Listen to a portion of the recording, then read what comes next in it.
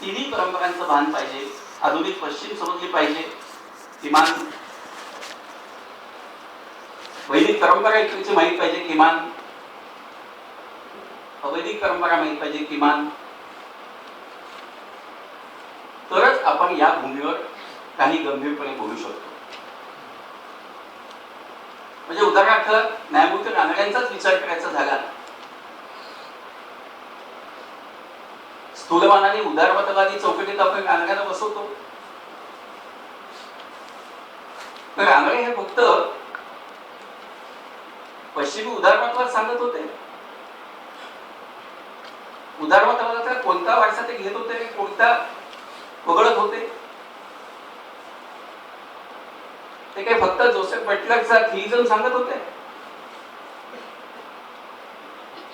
एकाच वेळेस पश्चिमी उदारमतवाद, ख्रिश्चन परंपरेत थिइझम, ईश्वरवाद, भागवत धर्माचा अन्वयार्थ आणि त्यातूनही विशिष्टाद्वैताची भूमिका, याचं एक अद्भुत मिश्रण ते करत आहे. आणि हे चारही धागे माहीत असल्याशिवाय रानड्यांचा धर्मविषयक डिस्कोर्स समजू शकत नाही. हीच अवस्था महात्मा फुल्यांच्या बाबतीत पण आहे. ते नुसते अब्राह्मणी परंपरेचे धर्मचिंतन ते करत नाहीये. नुसत्या जहाज उदारमतवादी परंपरेचे धर्मचिंतन त्यांचं नाहीये. किंबहुना उदारमतवाद सुद्धा महात्मा फुल्यांच्या पर्यंत कोणता पोहोचला आणि रानड्यांचा आणि गोखल्यांच्या पर्यंत कुठला पोहोचला हेही तपासावं लागतं.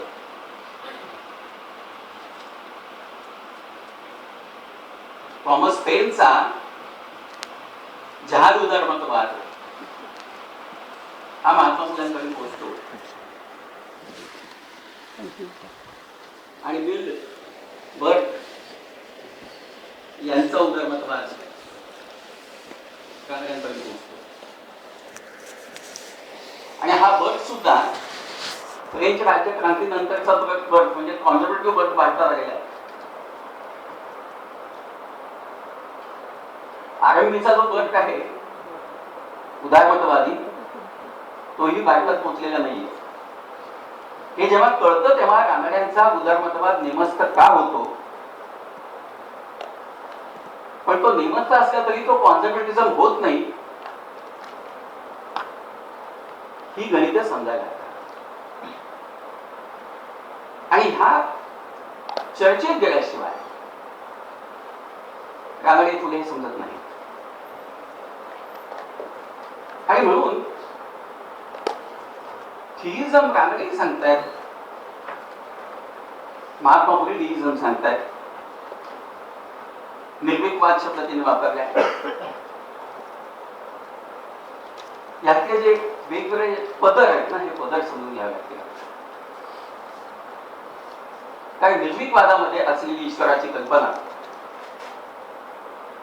आणि ईश्वरवादामध्ये असलेली ईश्वराची कल्पना याच्यात पुन्हा फरक आहे. त्यामुळे पुन्हा पुन्हा जेव्हा असं म्हणतात की सामाजिक सुधारणांमध्ये मला डिव्हाइन प्रॉव्हिडन्स दिसतोय,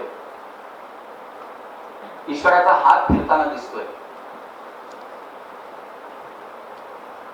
हा इनव्हिजिबल हँड हा काही फक्त स्मिथचा नव्हता, ॲडम स्मिथचा. पण हे म्हणत असताना त्यामुळे विश्वात्मक देवाची कल्पना सांगतात. महात्मा फुले निर्मिकवादाच्या अंगाने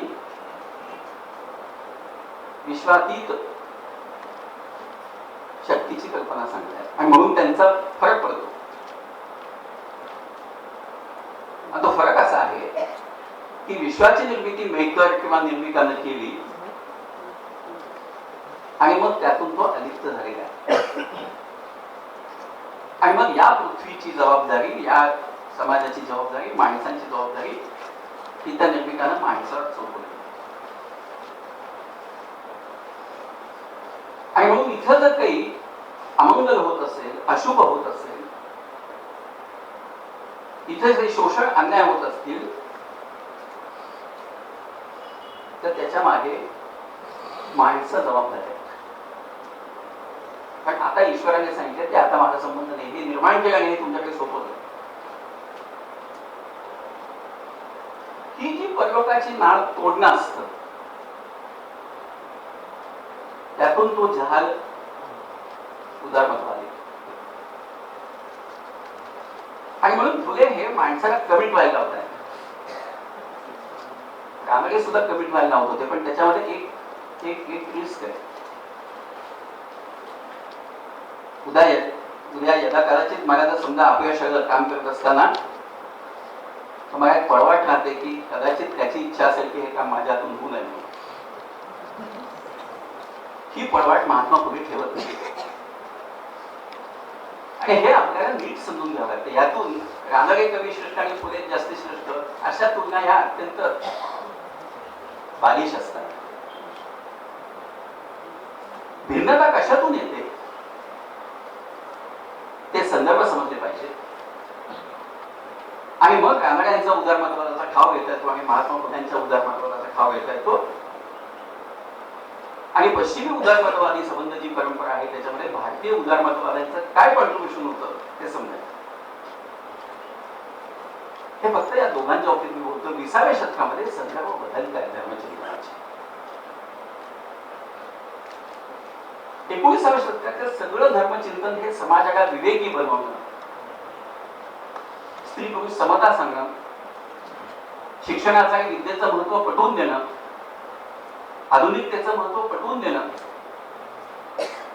ह्या अंगाने जाताना आपल्याला दिसतं. म्हणजे एक वेगळा आधुनिक मूल्यावर आधारित नागरी समाज निर्माण करायचा होता. आणि जर आम्हाला स्वातंत्र्य, समता, बंधुत्व याच्यावर आधारित ही सगळी मॉडर्न सिव्हिल सोसायटीची जी मूल्य आहेत याच्यावर आधारित समाज निर्माण करायचा असेल तर कोणत्या पद्धतीची धर्म आणि धर्माचरण आपण केलं पाहिजे याची चर्चा 19व्या शतकात झाली. आणि म्हणून त्यांचा अजेंडा होता, सोशल अजेंडा होता. प्रार्थना समाज असेल, ब्राह्मण समाज असेल, सत्यशोधक समाज असेल, रामकृष्ण मिशन असेल, हे कोणते विषय हातात घेऊन उभे आहेत? स्त्री शिक्षणाचा विषय हातात घेतात, विधवा पुनर्विवाहाचा हातात घेतात, स्त्री पुरुष समतेचा विषय हातात घेतात, स्वातंत्र्य, समता, बंधुत्वाचं सांगतात, जातीच्या विरोधात बोलतात. म्हणजे जे रूढ धर्मचर्चेच्या बाहेरचे विषय होते ते या लोकांनी धर्मचर्चेच्या प्रांगणात आणले आणि सांगितले खरा धर्म हाच असेल. हा एकाच वेळेस रूढ धर्मचिंतनाशी असलेला विरोध पण आहे आणि नवसर्जन पण आहे. आणि आपल्याला हे विरोधही समजला पाहिजे आणि सर्जनही समजलं पाहिजे. 20व्या शतकात जसे आपण येतो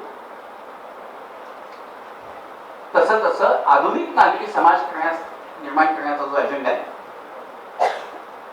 हा मागे पडत जातो. कारण राष्ट्रवाद हा प्रबळ होत जातो. भारताला आता एक राजकीय समुदाय म्हणून उभं करायचं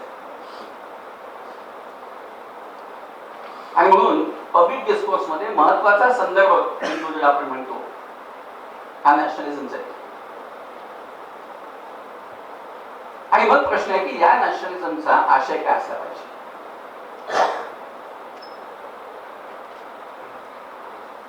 आणि अनेक प्रवाह निर्माण होतात त्या राष्ट्रवादामध्ये. आणि एका बाजूला राष्ट्रवादी चिंतन जे काही चालले त्यातले जे विविध प्रवाह आहेत त्या प्रवाहांचा प्रतिसाद देत कधी त्या प्रवाहांना उचलून धरत किंवा कधी त्या प्रवाहांचं खंडन करत 20व्या शतकातले धर्मचिंतन पुढे विकसित होताना दिसतात. मुख्य प्रश्न असा होता की पाश्चात्य साम्राज्यवादातून वसाहतवादातून मुक्त व्हायचं आणि स्वतंत्र राष्ट्र म्हणून आपली ओळख सांगायची जगाला. तर ह्या नॅशनलिझमचा प्रोजेक्ट आपण कसा पाहतोय आणि दोन प्रवाह दिसतात त्याच्यात. काहींचं म्हणणं असं आहे की राष्ट्रवाद हा निखळ राजकीय प्रकल्प म्हणून राबवला पाहिजे आपण, पॉलिटिकल प्रोजेक्ट.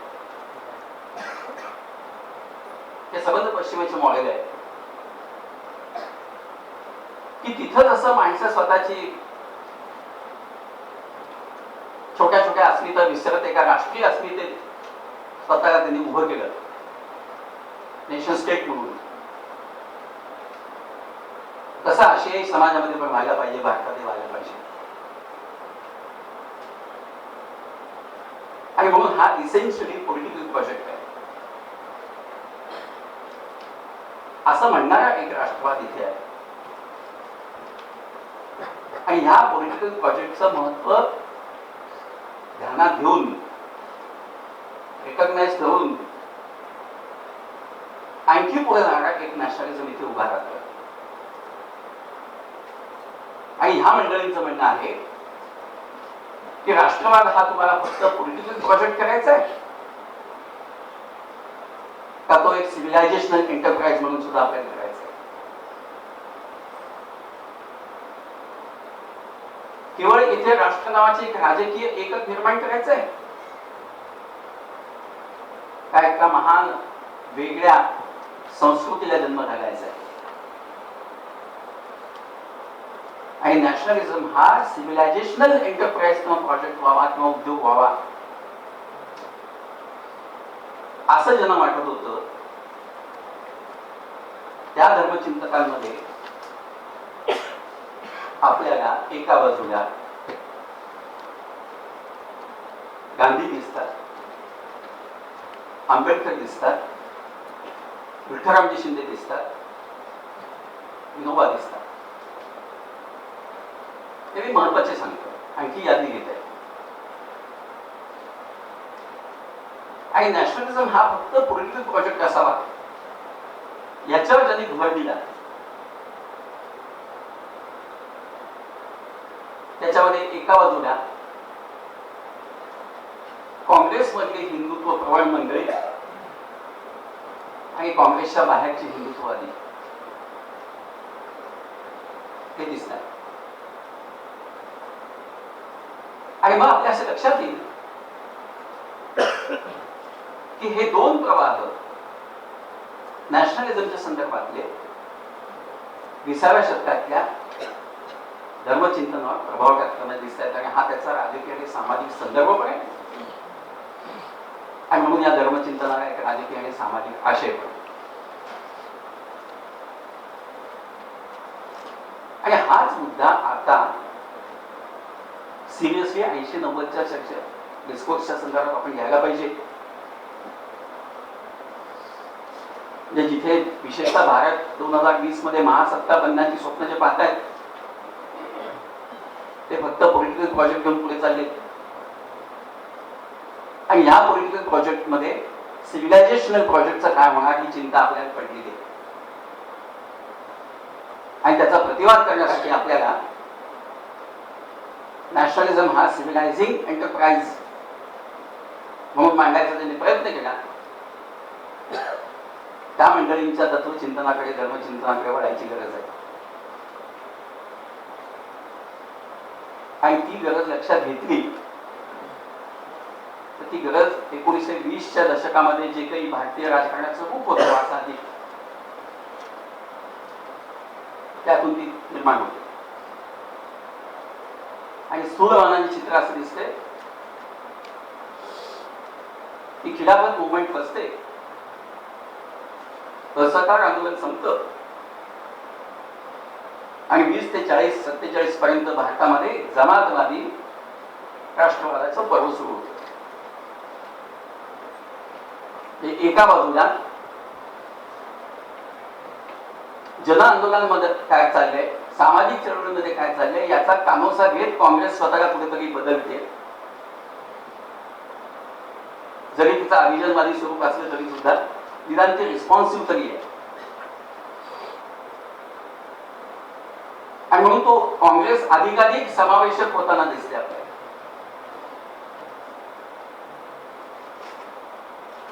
जातीविरोधी चळवळी काय बोलतायत, समाजातले वेगवेगळे समूह जे जागे झालेत त्यांच्या ऍस्पिरेशन्स काय आहेत, त्यांना कोणती मूल्य व्यवस्था हवी आहे, त्याला कुठेतरी काँग्रेस एक प्रतिसाद देते मास मुवमेंट म्हणून. आणि जे जे शक्य आहे हितसंबंधात्मक राजकारणाच्या मर्यादेत तिथे काँग्रेस निदान आत्मसात कधी करत आहे. आणि म्हणून अस्पृश्यतेचा विरोधी ठराव हा गांधी आल्यानंतर मग 1917च्या काँग्रेसमध्ये पास होतो.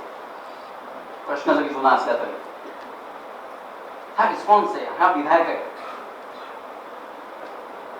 पण हे जर सोडलं तर चित्र असं दिसतंय की मोकळ्याच्या रंगापासून आणि हा संबंध वसाहती आणि साम्राज्यवादी राजनीतीचा भाग आहे. इथल्या वेगवेगळ्या कम्युनिटीज, धार्मिक असतील, जाती असतील, या स्वतःला आता पॉलिटिकल कम्युनिटी म्हणून प्रोजेक्ट करतात. आणि म्हणून प्रस्थापित सत्तेच्या चौकटीमध्ये आम्हाला कसा कसा वाटा मिळेल या अंगाने त्यांचं राजकारण चाललंय. धर्मचिंतन जे चाललेलं आहे ते या पार्श्वभूमीवर पाहावं लागतं. आणि मग लक्षात येतं की विठ्ठलरामजी शिंदे काय म्हणतायत, आंबेडकर काय म्हणतायत, गांधी काय म्हणतात. आणि आपल्या असं लक्षात येईल की 20व्या शतकाच्या दुसऱ्या दशकापासून जे जमातवादाचं राजकारण निर्माण होत आहे त्याच्यावर मात करायचा प्रयत्न गांधी करताना दिसत आहे. आणि दुसऱ्या बाजूला एका बाजूला मुस्लिम लीग आणि दुसऱ्या बाजूला हिंदू महासभा यांनी जो मायनॉरिटी पॉलिटिक्सचा मेजॉरिटी मायनॉरिटी इथे डिस्कोर्स सुरू केला होता आणि जाती व्यवस्थेच्या कंपल्शन्समुळे आंबेडकरांना अशी भूमिका घ्यावी लागली होती की आम्हाला सुद्धा आता मायनॉरिटी कम्युनिटी म्हणून का तुम्ही स्वीकारत नाही, ते शिखांना स्वीकारताय, मुसलमानांना स्वीकारताय, आम्ही कोणत्या अर्थाने हिंदू आहोत सांगा. आणि म्हणून तथाकथित अतिशूद्र समाजाला आंबेडकर राजकीय ओळख देत होते. आणि ती जर ओळख द्यायची असेल तर मी कोणत्या अर्थाने हिंदू नाही हे सांगणं त्यांच्यावरचं कंपल्शन असतं.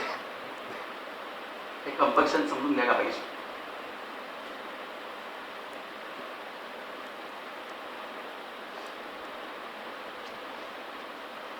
संबंध भारतामध्ये हिंदू धर्माचा अँटिथिसिस म्हणून बौद्ध धर्माची जी मांडणी झाली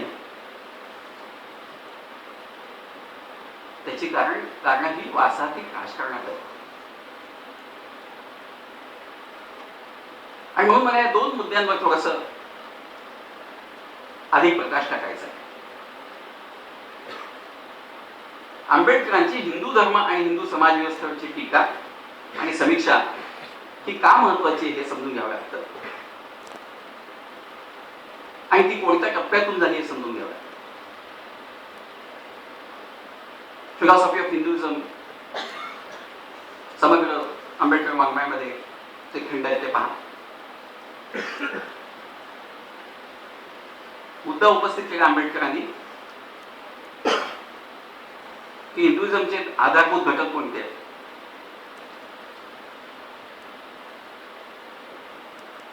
आणि मग ते असं सांगतायत की 3 आधारभूत घटक आहेत. एक ब्रह्मवाद, ब्राह्मोइझम, 2 वेदांत आणि 3 ब्राह्मणी धर्म.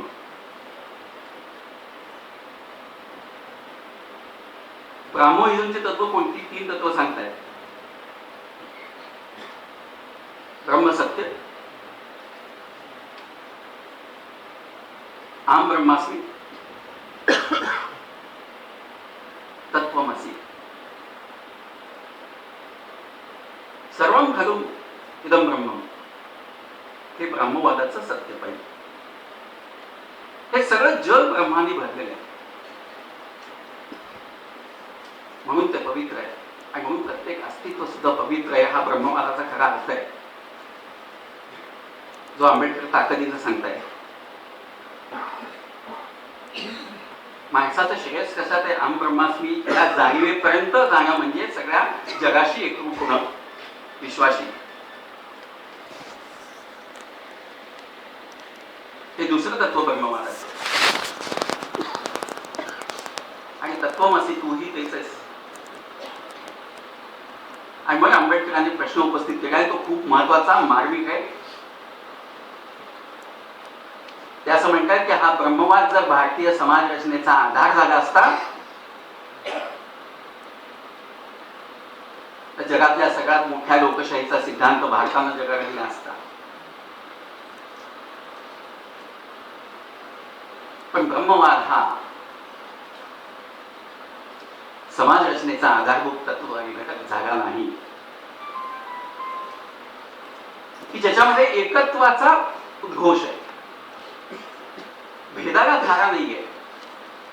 आणि प्रत्येक अस्तित्व हे वर्दी आहे,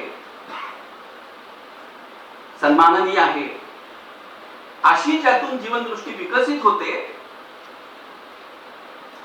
तो ब्रह्मवाद भारतीय समाज रचनेचा आधार झाला नाही. भारतीय समाज रचनेवर आणि जीवनदृष्टीवर प्रभाव पडला तो एका बाजूला वेदांताचा, दुसऱ्या बाजूला ब्राह्मणी धर्माचा. आणि मग आंबेडकर म्हणतात वेदांताची 3 तत्व गुण.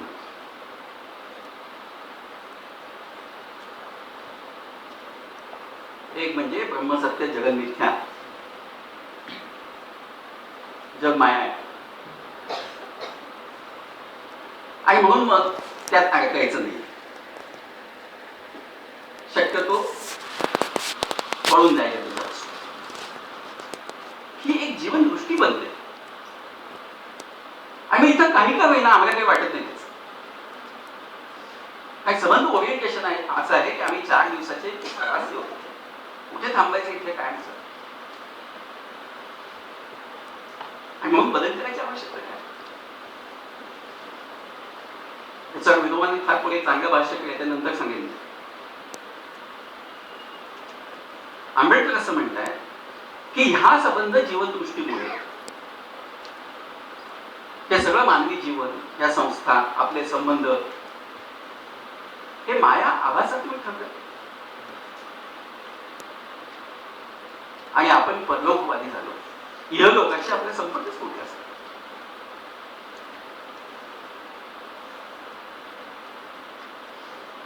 दुसरा मुद्दा, जीव आणि ब्रह्माचं नातं काय? वेदांतामध्ये 3 पुन्हा त्याच्या प्रवाह आहेत. अद्वैत, विशिष्टाद्वैत, द्वैताद्वैत.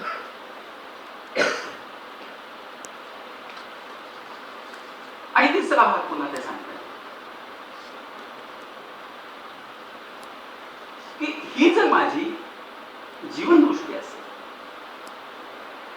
तर मी या जगाशी रिलेटच होत नाही. आणि म्हणून समाज विन्मुक्ता आणि परांमुखता ही हिंदू सायकी बनते. आणि प्रत्यक्ष समाज रचना ज्याच्यावर आधारित झाली, बांधली गेली, तो ब्राह्मणिझम.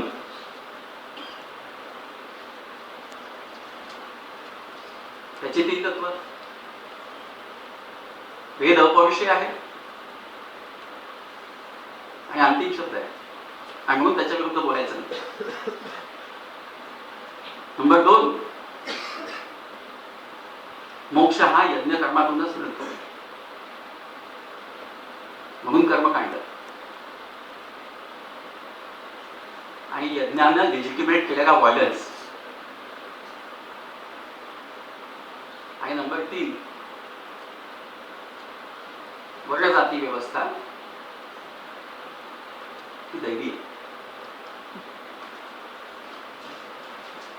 हा जो ब्राह्मणी धर्म आहे हा हिंदू समाज रचनेचा आधारभूत तत्व झाल्यामुळे आंबेडकर असं म्हणतात की विषमता हे नुसतं सामाजिक वास्तव नाहीये, ती आमची मानसिकता आहे, स्वाभाविक म्हणून आपण स्वीकारतो. तटस्थ वस्तुनिष्ठ निरीक्षण झालं.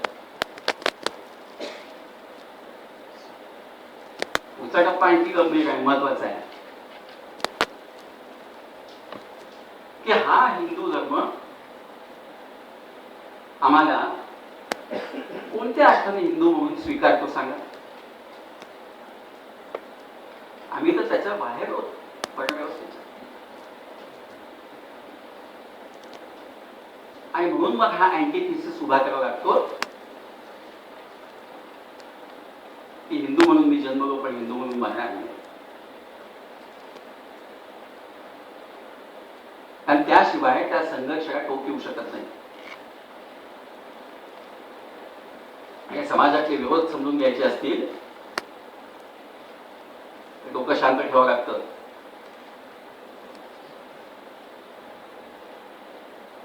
हे केल्यानंतर मग ते कुठला बुद्ध धर्म सांगतात आणि मग धर्म आणि धर्मात फरक कसा करतायत, आणि नुसतं फरक करत नाही तर या बुद्धाचं मार्क्सशी नातं पुन्हा का सांगतात. ह्या गोष्टी जोपर्यंत आपण विचारात घेत नाही तोपर्यंत धम्मचिंतन हा मुळात इथल्या सेक्युलरिझमचा डिस्कोर्स होता हेच आपण मानायला तयार.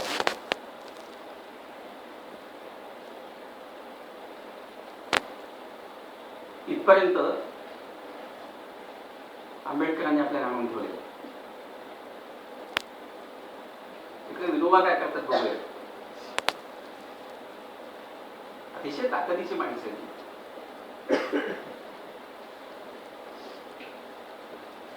गांधींचा संबंध विचार विश्व विनोबांनी त्यांच्या पद्धतीने एक समजून घेतले.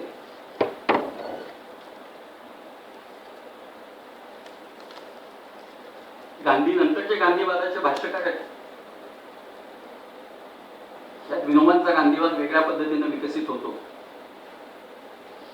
आचार्य धर्माधिकाऱ्यांचा वेगळ्या पद्धतीने विकसित होतो. सरकारी गांधीवादपणे त्याची गंभीरपणे दखल घ्यायची आवश्यकता नाहीये. जावडेकरांचा वेगळ्या पद्धतीने विकसित होतो सत्याग्रही समाजवादाच्या अंगाने. गांधी नंतरचे गांधीवाद समजून घ्यावे लागतील. आणि मग आपल्या असं लक्षात येतं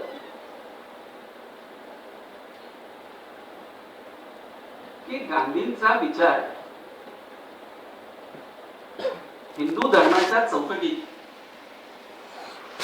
हिंदू धर्म म्हणण्यापेक्षा हिंदू जाणीवेच्या चौकटीत असं म्हणेन मी, हिंदू कॉन्शियसनेस विनोबा अधिकाधिक विकसित करतात. आणि तरीही विनोबा हिंदुत्ववादी होत नाहीत.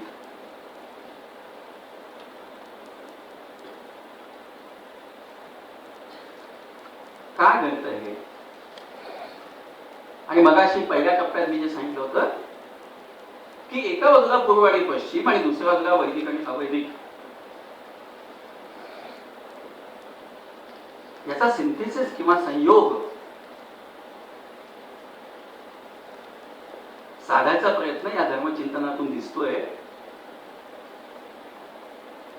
त्याचे पहिले उद्गाते विवेकानंद आहेत, त्याचं टोक विनोबांपर्यंत.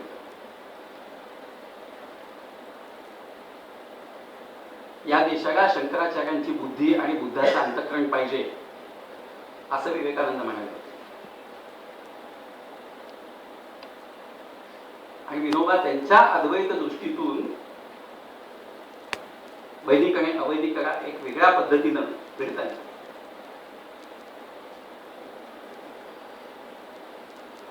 लिहिताना ते असं सांगतायत की मुळात गीतेची समाधी आणि बुद्धाचं निपाण या ज्या काही अनुभूती आहेत, या अनुभूतीत फरक काय,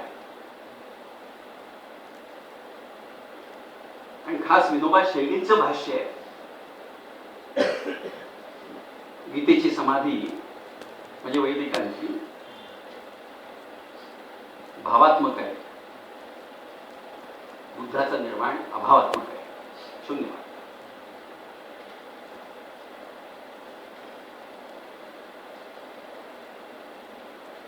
स्थितप्रज्ञ दर्शन मध्ये आपल्याला असा एक प्रयास दिसतो की हा सांधा जोडायचा कसा वैदिक अवैदिकाचा. आंतरविरोध आहे, पण आंतरविरोधाचा निराशही करायचा असतो. आणि आपण जर आंतरविरोधाचा निराश करत नसू तर माणसाला लाभलेल्या इच्छा स्वातंत्र्य आणि सत्संकल्पाचं स्वातंत्र्य आपण वापरत नाही असा त्याचा अर्थ.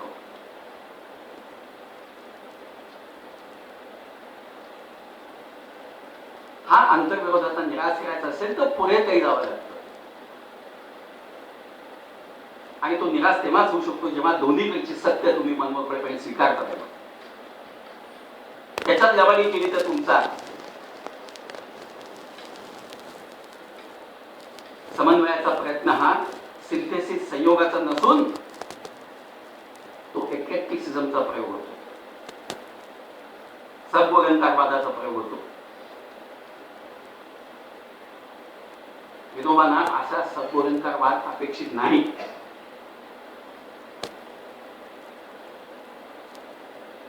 याचा पुन्हा पुन्हा म्हणतायत की दखल घ्यावी लागेल बुद्धाची सुद्धा.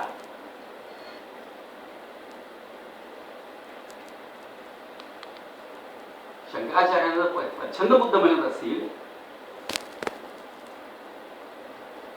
असं काय शंकराचार्यांमध्ये आहे की जे प्रच्छन्न बुद्ध दिसावा आकर्षितपणे जातं, याचा शोध घेण्याची गरज आहे.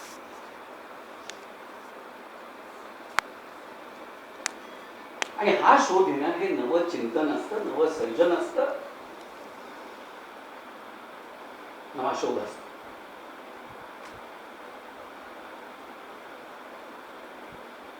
शंकराचार्यांनी ज्याला माया म्हटलं त्याला बुद्धाने अनंतता म्हटलं. कधीतरी आपण डोकं शांत ठेवून हे समजून येणार आहोत की नाही. आणि हे समजून घेतलं तर पुढचा टप्पा आपल्या हातात आहे, आवाक्यात आहे.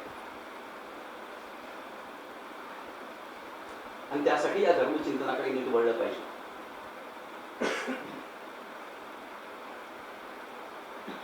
आणि मग विनोबा एक मार्मिक भाष्य करतात. ते भाष्य असं आहे की आजपर्यंतच्या मानवजातीनं धर्मसत्ता आणि राज्यसंस्था यांचा निर्णायक संघर्ष पाहिला. याच्यामध्ये राज्यसंस्था म्हणजे ऐहिक सत्ता ही विजयी झाली आणि धर्मसत्तेचा पराभव झाला. पण धर्मकारण आणि राजकारण याचा अद्याप अंतिम संघर्ष व्हायचा आहे. आणि तो जेव्हा होईल तेव्हा मानवी इतिहासामध्ये फक्त विज्ञान आणि अध्यात्म शिल्लक असेल.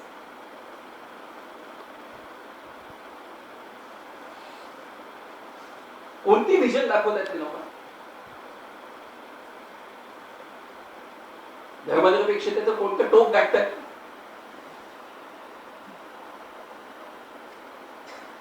हे समजलं पाहिजे.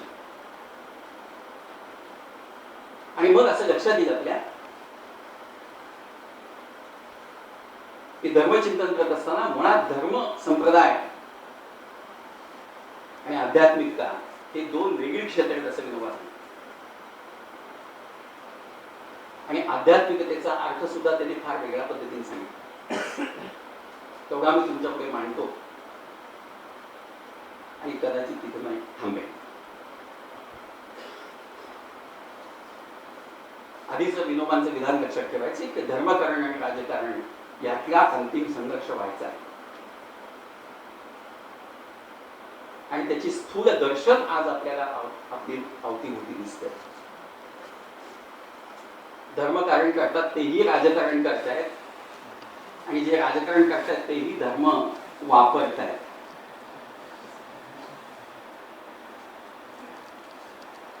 ते वास्तव आहे.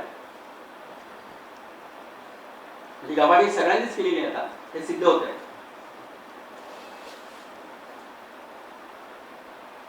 कोणी कशात समाधान मानावं आणि भूषाटी मानावी, राजकारण्यांनी मानावी की आम्ही सेक्युलर आहोत म्हणून,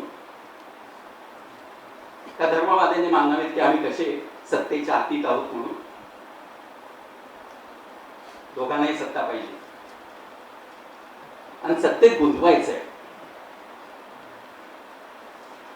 ह्यातून नवं कसं निर्माण होईल मला सांगा. आणि म्हणून तो विरोधाच्या निराशाचा विचार केला पाहिजे. आणि विरोधाच्या निराशाचा विचार करत असताना विनोबा असं म्हणतात की अध्यात्म म्हणजे फक्त या जगाशी संबंध नसलेलं पारलौकिक असं काही नाहीये.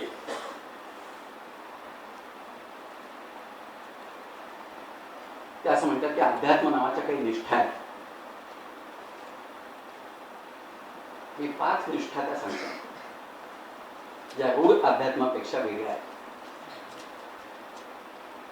ज्याच्यामध्ये साक्षात्काराचा आणि ईश्वराच्या दर्शनाचा लाभ हा फक्त काही व्यक्तींचा पुरता असू शकतो, पण ते काही अध्यात्माचं अंतिम उद्दिष्ट नाही असं विनोबा सांगतात.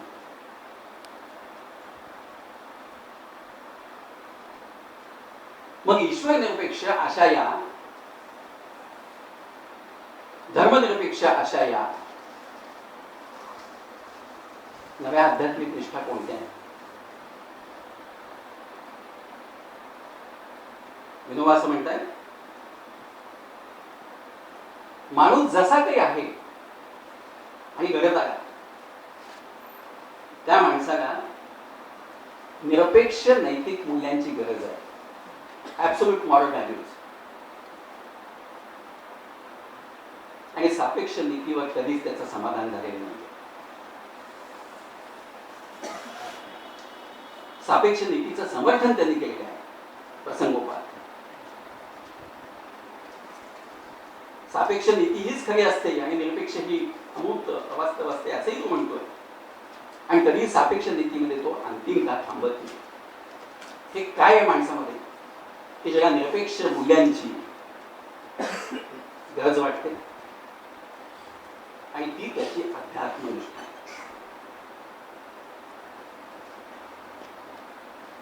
Search for absolute moral values.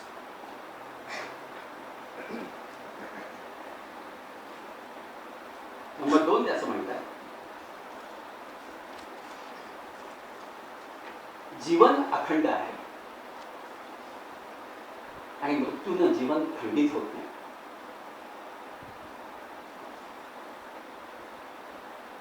सगळा पुनर्जन्माचा प्रश्न बाजूला काढला.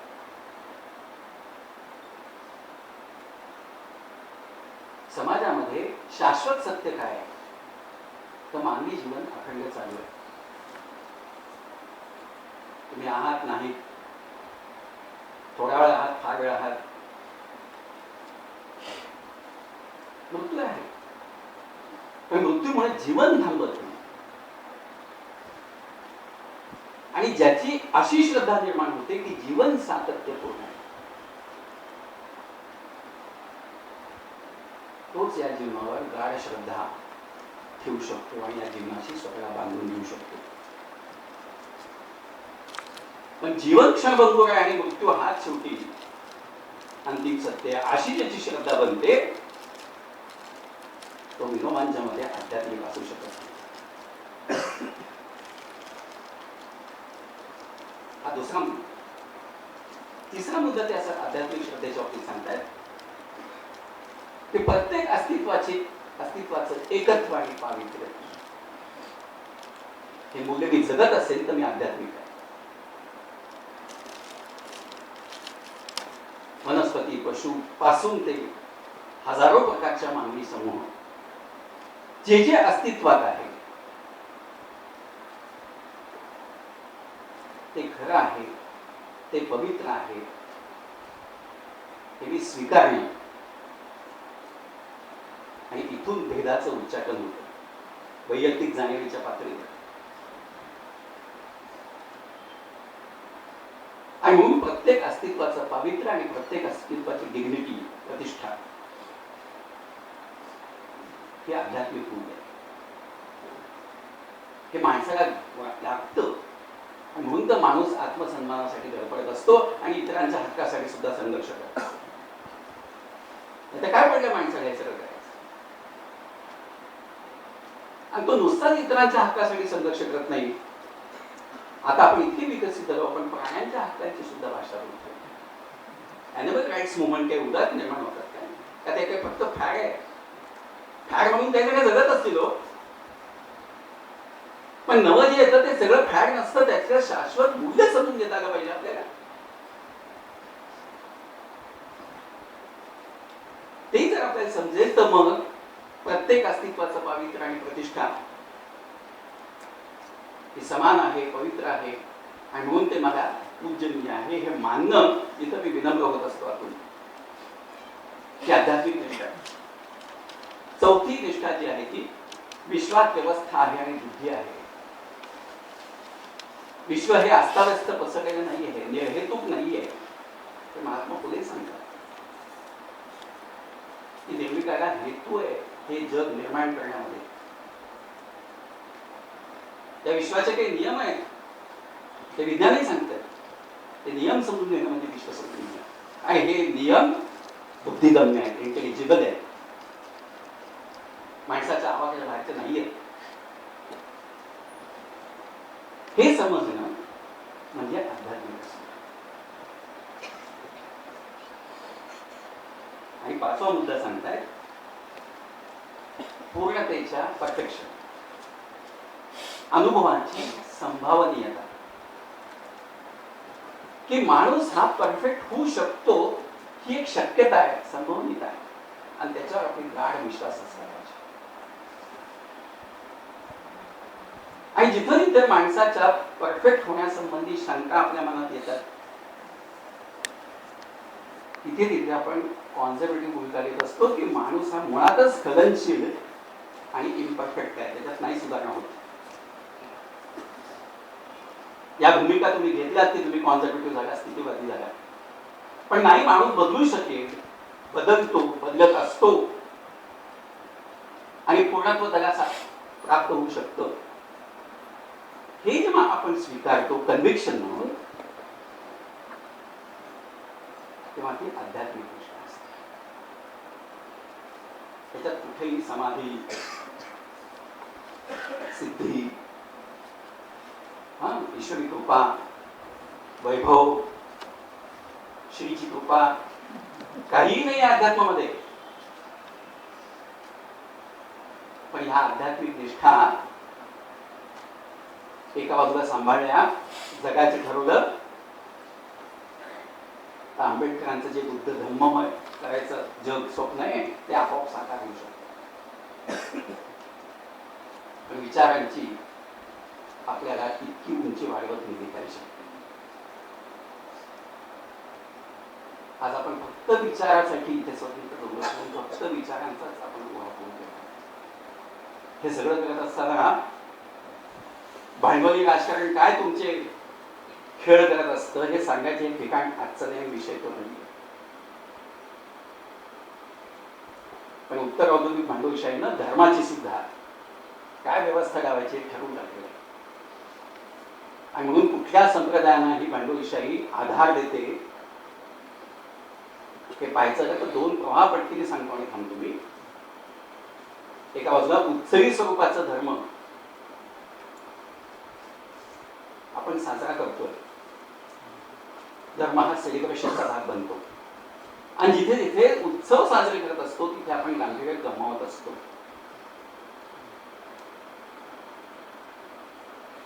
आणि म्हणून पॉप्युलर धर्माची रूप आपल्याला खूप दिसत आहेत. हे संजीव कुमार आणि हेमा मालिनीचा एक सिनेमा आहे, वो साथी चल मुझे लेके साथ चल. आणि टाइमपास मध्ये एक गाणं आहे बॅकग्राऊंडला, शिर्डी चल ओ साई शिर्डी चल मुझे लेके साथ चल. साई बाबांचा बद्दल जे काही कोणाच्या श्रद्धा असतील त्याचं काही होतंय आपल्याला पडलं नाही.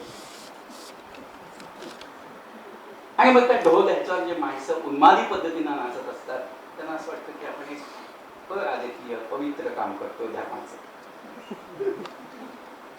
हा संबंध पॉप्युलिझमचा आविष्ट आहे धर्माचा. आणि दुसरा जो आहे तो संबंध तणाव व्यवस्थापनाच्या अंगाने जातो. तुम्ही ध्यान करा, रिलॅक्स व्हा, हास्य क्लब जॉईन करा, यातून तुम्ही शांत व्हा. नवधर्म संप्रदाय हे माणसाला आत्ममग्न करतायत, समाजमग्न करत नाहीयेत. आणि 19व्या शतकातलं धर्मचिंतन आणि 20व्या शतकातल्या आंबेडकरांचं असेल, गांधींचं असेल, विनोबांचं असेल, ते तुम्हाला समाजाकडे घेऊन जात आहे. आपल्याकडे प्रश्न असा आहे, कोणत्या धर्मचिंतनाचा वारसा चालवायचा याचा विचार सुरू झाला. माझी खात्री आहे 3 दिवसामध्ये खूप चर्चा आहे.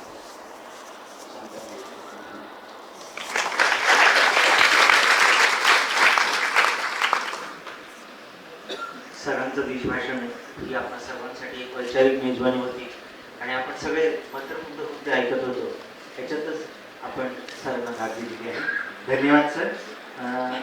आता यानंतरचं सत्र लगेचच सुरू होईल. हे उद्घाटन सत्र संपलेलं आहे असं मी जाहीर. तिन्ही परंपरांचं भान पाहिजे. आधुनिक पश्चिम समजली पाहिजे, किमान वैदिक परंपरा एकमेकांची माहीत पाहिजे, किमान अवैदिक परंपरा माहीत पाहिजे, किमान.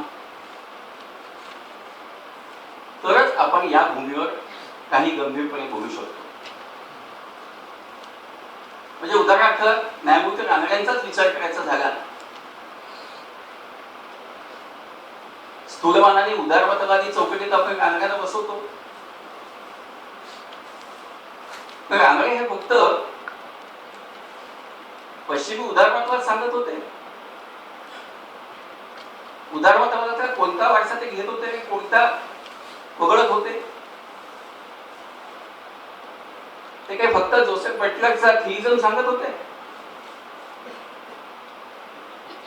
एकाच वेळेस पश्चिमी उदारमतवाद, ख्रिश्चन परंपरेद्वारे थिइझम, ईश्वरवाद, भागवत धर्माचा अन्वयार्थ आणि त्यातूनही विशिष्टाद्वैताची भूमिका, याचं एक अद्भुत मिश्रण ते करत आहे. आणि हे चारही धागे माहीत असल्याशिवाय रानड्यांचा धर्मविषयक डिस्कोर्स होऊ शकत नाही. हीच अवस्था महात्मा फुल्यांच्या बाबतीत पण आहे. की नुसते अब्राह्मणी परंपरेचे धर्मचिंतन ते करत नाहीये. नुसत्या जहाल उदारमतवादी परंपरेचे धर्मचिंतन त्यांचं नाहीये. किंबहुना उदारमतवाद सुद्धा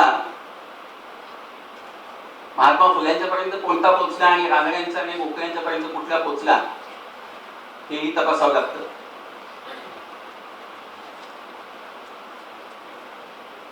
थॉमस पेनचा